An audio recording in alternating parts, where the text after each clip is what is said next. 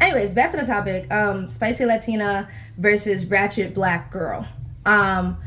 It's frustrating. I've lived in Spain, understand the culture, I understand Caribbean, I understand Central, South, I get it, I've studied it, I've taken classes in it, I am very educated in it. Alright, so I'm gonna take y'all to the beginning of this video where it started in my car, and then we will continue to where I was at in my room. Alright, here we go. Basically, on my Redbone video, talking about, colorism, Glorilla, Lil Baby, not really focusing too much on Lil Baby. It's the basic situation of a rapper. I really don't even think he cares for what race a woman is or what skin color she is. I think he's gonna be the rapper that he wants to be. Like, it's not gonna matter. But specifically, she made a comment about the thumbnail of the video, which to me, I did not watch the video because I don't want to. But in the article I saw where I got the screenshot from to see the thumbnail, the women in the video looked YT. And I know that's weird we have to say that, but the internet want to take everything down, so we gotta talk in tongue. They looked YT. So I'm assuming in reality they're probably, because in the strip club is already racist as it is, but who wants to even be there? So that's another sector of that's just why I don't go, because it's so racist. And I want women to make their money, do their thing, but there's some dark-skinned girlies that be in the club dancing and all that, and they know how to dance. They know how to dance, but they're not gonna get as much paper because they didn't botch their body or they didn't bleach their skin. That's just the facts. Poor America is ignorant and racist, period. And they're the ones that will put a lot of money into these stank joints, period. Now, y'all know I have nothing against strippers. My thesis was on strippers, but let's call it what it is. There's racism in it. And I'm here for dark-skinned girlies, period. But she said something, and she was just like, Latinos, or I think she put the abbreviation for it because YouTube's so weird, but Latinos or Latinas, whatever you want to call it, they can pass for biracial, which is true. They can pass for mixed people to other people. I've seen it all the time. I've seen people literally, say to somebody oh, are you Spanish? Meanwhile, they're just, biracial. I've seen, Spanish people, they get passed for as biracial. They say the N-word, this and that. And ultimately, I don't think it's fair or a good justification to let somebody in Latin culture to say the N-word because today they're deciding they want to be black. I'm not here for it. I don't buy it. But it's a thing. It's a thing. Do I think people are inherently evil? No. But I do think they want YT privilege so bad that they're willing to dive into the racism and white supremacy of it all for the sake of capitalism in the BLK community. They know what quick cash can get them. They know how to get quick cash. That's their thing. It's not mine, but that's their thing. But that was a really good point, and I really want to give them a shout out. I forgot. Maybe put in the comments, I'll pin it again. You said some good words, and you put it together very quick and concise. That is it. That's a huge problem. I think I want to review Drewski's show so bad. I just don't know how to do it. Maybe I'll try to do it today on StreamYard or something like that. I don't know, but I do enjoy watching Drewski's show and Beta Squad and stuff like that. And they be calling people out on racism and stuff like that. They'll crack jokes and make fun of people and make them look uneducated, but in reality they just don't F with it. But I love it, but it's funny. But this is what I mean, you don't have to take the route of being a bigot. You don't have to take the route of being racist to get some clout. You can make fun of racist people to get some clout. You don't have to degrade yourself and all, and I'm not talking about the stream, but I'm just talking about the fact of race. You don't have to play into the bigotry to make some money. I've talked about it before. People with no substance, people who are insecure, people who feel ugly, they dive into that because ultimately YT people in these entertainment industries, you need to understand, it's like a movie trope. It's the basic movie trope of the YT producer saying, I don't know what you're saying or what you're talking about, but the ignorants love it. The ignorant Negroes love that. So let's do it. That's it. That's it for them. They don't care. They don't care how detrimental it is to the black community. They don't care. They're like, you know what? I don't even care what you just said. All I know is that the ignorants go crazy. So, you know, and that's a lot of people online. Not everybody. Everybody who watch my channel, you cool. You cool. But for the most part, it is very true. Racism attracts people. Hate attracts people. Hate ain't nothing. Still, if you learn one thing, the biggest thing that brings people together is hate. Hate and it's hate and poverty. Because when you're in poverty and you're kind, sweet, and you're happy, you're not trying to do nothing bad to nobody else. For the most part, you doing alright. You're doing good. You're fine. But when it comes to you're able to stand alone. When it comes to hate and poverty, ain't nothing like some good old-fashioned racism to bring people together. Bring people together. It does. And I talked about this with my friend. She is Puerto Rican, and she does not feel comfortable saying the N-word. She does not, you know, classify people who are not black, studs and stuff like that. Like, she's a real, like, she don't play. She respects and loves black people, and that's what I love about her. But she also understands the detrimental in Latin culture of whiteness. I lived in Spain. Like, your girl lived in Spain for a minute. I saw it. I saw it amongst their own people. I saw it. Not right. Does that mean I'm going to tell y'all not to go to Spain? No. But I'm going to just say you got to clock things. And depending on who you are, if you're a bad person, right, you're going to take advantage of that situation and that culture. If you're a good person, you're not. You're going to see something in the culture and be like, I don't like that. You're going to see something in the culture and be like, oh, that's cool, that's good, all right. You know? It just depends on what type of person you are. I think that it's very, like, interesting that a lot of people will say, oh, well, you know what, that's just the race that they like. That's what they like. I'm like, no, it's when it comes to black men, and specifically rappers and everything in entertainment that influence many people and require a lot of endorsement, money, people to back them, their image is everything. They choose to entertain racism. Not all, but people who know that their talent is going to end at some point, or it's just not really it. Like, it's, you know, that one hit wonder, or they get an injury or something like that. They got to have a backup plan. They usually dive into the sector of supremacy. I'm going to say YT supremacy. I don't want to say too much to get my content banned. So, but that is a conversation. And why I'm saying this is not to hate. I know a lot of people are like, you're just a hater. No, I'm saying this because my channel has a purpose and I have a purpose. I'm not going to stop. I'm not. Can I go wrangle every single man and shake it out of them like the stupidity? No, I just can't. I can't. I can't. I love black people, black women, black men, black, whatever you identify yourself as. I love y'all, period. But if I don't say anything to people who are trying to figure out what they're seeing and why they feel a type of way, why it's damaging their confidence, why it's damaging their self-esteem when it comes to being a black person, then I'm just not doing anything with myself. I don't care if it gets 2 views. YouTube wants to ban and block me all the time. There's nothing I can do about that besides keep going. Once you stop, that is when it gets bad. As a black woman, I appreciate the mind your business. Yes, I love that. I love that joke. I love that. We should, honestly. Stressing ourselves out for what? No. But if you can make a difference by using your voice and, you know, stop a young girl from going to DR and getting, you know, her body done and risking her life. If you could, you know, make a young black girl or black woman, whatever, anything, if you could make a person believe in themselves and just tell them, hey, what you're seeing, don't pay attention to that. That ain't real. There's a lot of things we got to break down in what we're seeing. We see things from a surface level standpoint, I guess I should say. All right, I hate these 4-way stops. Hold on now. I want to let you go. You can go.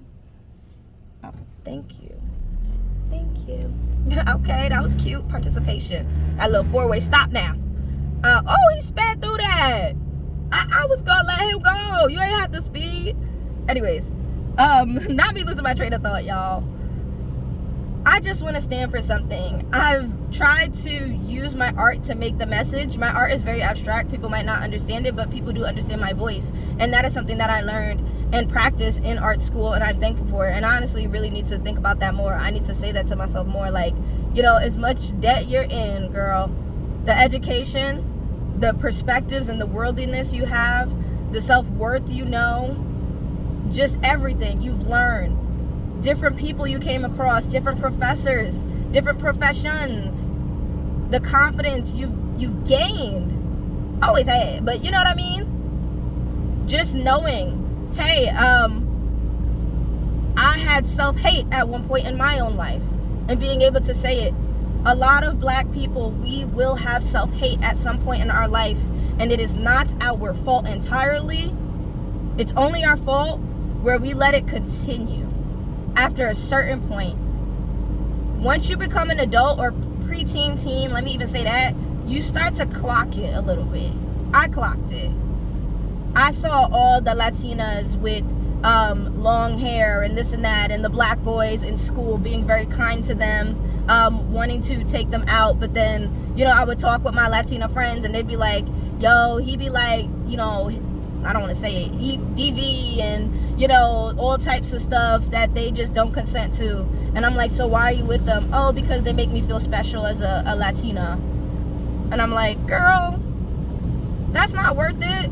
Like, what? And that there's a whole sector we could get into when it comes to Latin culture. Like I said, I've studied it, I've been in it, I have friends. I get it. I'm not ignorant to this. I understand it. I am not Latin myself, but I understand it, and we're not gonna ignore it just because I'm not Latin. Like, we're not gonna ignore it. Your girl lived in Spain and she saw and experienced some things. Some things. And we also could literally include Brazil in that. The Brazilian butt lift, for God's sake. Like, let's go. You know, our cultures, we usually are in the same, how does this make sense? This same environment. We're usually in the same environment. They're trailing people out here, the police and stuff, because they're trying to get tickets. Is it the end? Oh, it's the beginning of the month. Yeah. So be careful. School zones and all that. Pay attention. He should click the button. You're not gonna click the button. You're not gonna go. Okay, his hair is nice. Go ahead. Go ahead, college student. Go ahead, college student. Sorry. I love community college. You don't know. Like, I praise everyone who goes to community college. Do your thing. But anyways, what you call it? Yeah, so I get it. But for me, it's like, I can't stand where in black culture, black men want to emphasize they want a spicy Latina, but then go around the corner and say that a black woman is ratchet. Right? Let's call it out. I might even put that the title of this. That's straight up racism. I literally had to end a relationship with a friend because of this. I've said this story before. I'm gonna make it quickly. My friend, she was Dominican. This was in community college. We were like this. We were mad close. She was from the Bronx, moved all the way out to Long Island. The situation with her family was bad, and we were like this. Like, we were mad close. I had a single mother.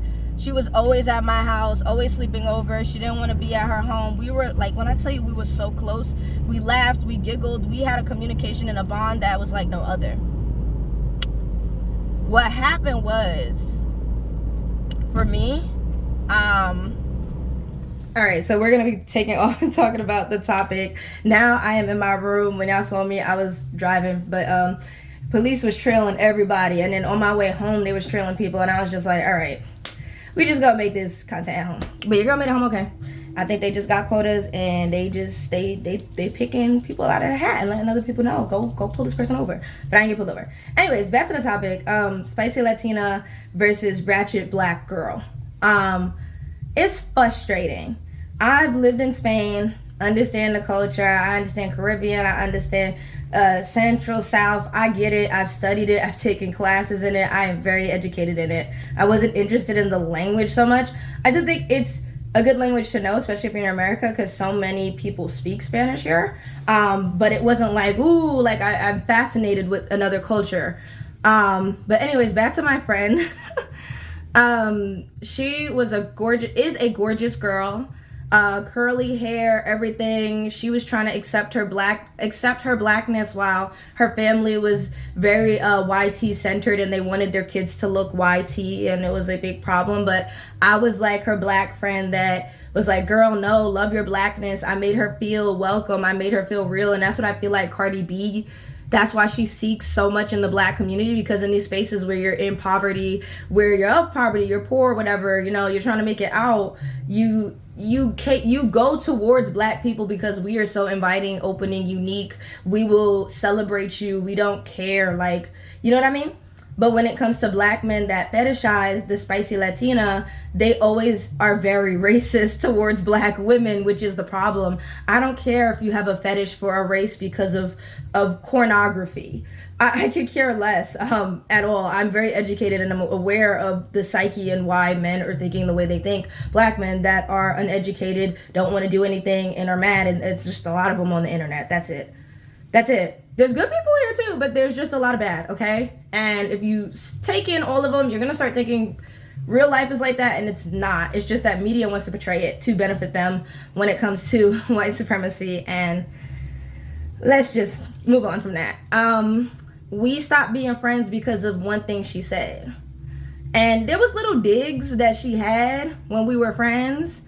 She was like talking about, oh, you know, for instance, she would talk about Brazilian twerking. I love Brazilian music. I studied Latin America. I studied Brazil as well. I studied the culture. I studied the history. The last country to get rid of slavery. Like I studied it all. I love, what's her name? There's a photographer down there who does like patinee photography of different skin tones in Brazil and talks about racism, race, colorism, things like that. The complicated history, such as many, but just the complicated history in Brazil. And she is a great photographer. She's a black woman and she's just lovely.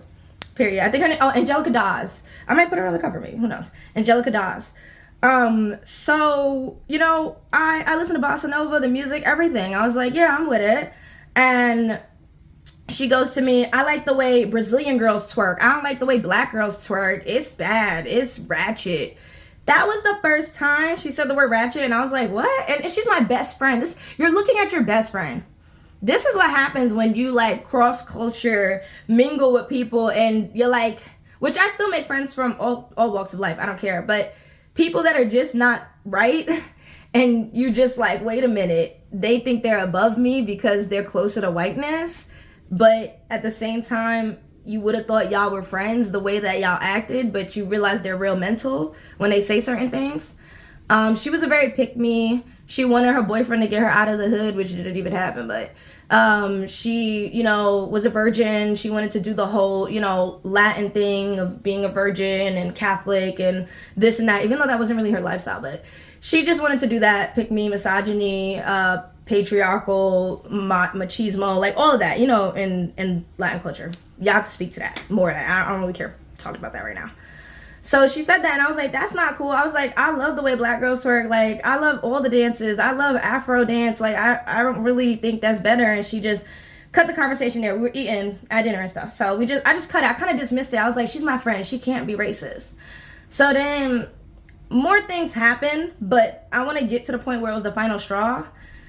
She came back from a college tour with one of her Mexican friends, and it's kind of crazy. This Mexican friend, she pregnant now with a baby daddy. Anyways, keep going. She literally came back, and I saw her in the hall with her friend. I was like, oh, how'd it go? You went and you toured the school. She went on a college trip to tour a school, and she wasn't even thinking of going, but she just went to support her friend. And she's talking to me, explaining to me. I knew she wasn't gonna like that school. She didn't. And then she goes, they looked at the sororities, and she goes, oh, well, the white sororities, they were crazy. And I was like, okay. And then she goes, the black sororities, they were ghetto. They were ratchet. Now, I'm gonna try to clip in the definition of racism for y'all. Because this is it. This is it. You're grouping a word to an oppressed race, right? Well, on top of that, to a race. Let's even just forget the stereotyping. It's the fact that your words switch. We need to get into that psyche. We need to get into that psyche. Your words switch when you are talking about Black women. It goes from crazy. It goes from spicy Latina to ghetto and ratchet when you talk about Black women. Now, I know there's going to be some hateful people in the comments, and I don't care. This is going to reach the people it needs to reach. This is going to be the validation you need to shut those people up. Hear me now. Because those two individuals, that was my best friend and her friend, they're doing absolutely nothing with their lives right now. Nothing. And they decided to take on the patriarchal, misogynistic way of life and closer to YT-ness. And got rid of the Black friend, which was me. Well, I kind of got rid of myself. I couldn't take it anymore. She was being so disgusting.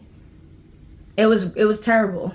It was terrible. Like, she just ended up being a really bad friend. She started like making excuses like for her boyfriend and things like that. It was just a bunch of stuff. Like, it got to the point where it was crazy. Another thing too, European waxing. We need to understand European waxing, pedo behavior. She didn't have a car, and I had to drive her one day. This was before all this happened. I drove her to a European wax place, and I forgot where in Long Island, but it was somewhere in Long Island. And I drove her there, and I'm like, are you sure you want to do this? She's never done it. She said for her first time having intimacy with her boyfriend and losing her virginity, she wanted to get waxed or whatever. And this is a common thing in the Latin community, and I know it. Like, I live with people. I know it, like, hands down. I don't care what you have to say about me. I know it, and you can speak to it. If you true to it, you know. It's a big thing in the Latin community to get like waxes and stuff like that to please men. And honestly, you need to understand waxing comes from a very pedo mindset. You should not have to look like a child to please a man. I don't want to hear nobody talk about hygiene, because the bumps and the lumps that these women be getting is disgusting. You should not have to endure this to feel beautiful, to feel like you can have intimacy, to feel clean. The concept of clean already is so rooted in white supremacy. Like, even think about that. When they came to these villages and stuff like that, Africa, even America, they said we were not clean. Our hair, our skin, by the basis of religion, not even science. Meanwhile, in Europe, all these diseases and rats and stuff, bubonic plague is getting passed around. But we're not clean. Y'all know the YT race, right? Has wiped out so many people. So don't even come in my comments with that. I don't want to be clean. No. They've wiped out committing genocides for so many people. So I don't want to hear it. Causing conflict within cultures. They're known for this. The scramble for Africa, they are known for this. Capital, religion, period. Let's continue. So I remember being there with her, and she came out of there. And first of all, it was gross too, because they had a lot of young girls there that were gymnasts. And that's why I'm like, I don't think I'm gonna put my young girl in gymnastics if I have a girl or a boy, because they have to get a lot of waxing and stuff done. It's just too much. It's too much, and they're too young to be doing that. That's a lot of there's a lot of pedo people out there, and I just think it puts young girls in a really bad situation, but we'll get into that another day. So she comes out of there, and basically she was burning. She was burning. That day, I even told her, I was honest with her, because we were best friends. I was like, girl, you smell a little bit. She smelled like Nair, kind of. But they gave her all these products for the aftercare and to heal and stuff like that. And I was like, girl, you're doing this for what? You don't even know if this dude is even good at intimacy. And you're like, come on. Come on. I'm not trying to tell you what to do with your hygiene, but you're doing it for a look. And that's a big thing in Latin culture and in Brazilian too. Like the Brazilian wax, all that. Yes, it's very Eurocentric. It's based in misogyny and white supremacy and pedo behavior. You should not have to look like a child or be a child to have intimacy with a man. That's disgusting. I digressed. But yeah, don't listen to these people. Don't let them put you in a box. Don't let them categorize you with a word. Don't let them use a different word or terminology that is degrading when it comes to the same topic or same subject of what's going on. Don't let them do that. You are the blueprint, Black women. Black women are the blueprint, okay? For many of these trends that are happening right now, almost all of them. We are the blueprint. Don't let anyone take that away from you. Bye, y'all. I love this combo.